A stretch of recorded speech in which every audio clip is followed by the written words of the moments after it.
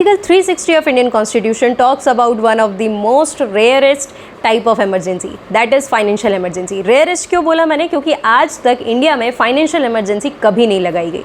Financial emergency होती क्या है? ऐसी कंडीशन जब प्रेसिडेंट को ये लगे कि हमारे देश की फाइनेंशियल स्टेबिलिटी को थ्रेट है, खतरा है, ठीक है, तो उसको दोबारा से रीस्टोर करने के लिए या स्टेबल बनाने के लिए एक ऐसी कंडीशन क्रिएट की जाती है जिसको कहा जाता है फाइनेंशियल इमरजेंसी. अब ऐसी कंडीशन में क्या होता है, स्टेट के और ओवरऑल सेंट्रल लेवल पर भी जितने भी फाइनेंशियल रिसोर्सेज होते हैं उन सब पे कंट्रोल हो जाता है सेंट्रल गवर्नमेंट का.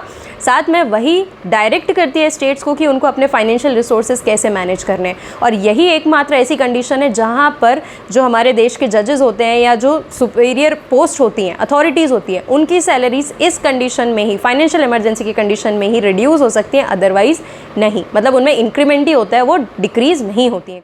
फाइनेंशियल इमरजेंसी को भी पार्लियामेंट को 2 महीने के अंदर अंदर अप्रूव करना पड़ता है, लेकिन इसके कंटिन्यूएशन की कोई भी टाइम लिमिट नहीं है. मतलब कि अगर एक बार फाइनेंशियल इमरजेंसी को लगा दिया गया तो ये तब तक चलती रहेगी अपने आप जब तक प्रेसिडेंट इसको रिवोक नहीं करते या ख़त्म नहीं करते. इट मीन्स कोई लिमिटेशन नहीं है. All about the financial emergency. और यहाँ पर हम तीनों टाइप्स की इमरजेंसीज को ऑलरेडी डिस्कस कर चुके हैं. Let me know in the comment section कि आपको ये वीडियोस इमरजेंसी के बारे में कैसे लगे.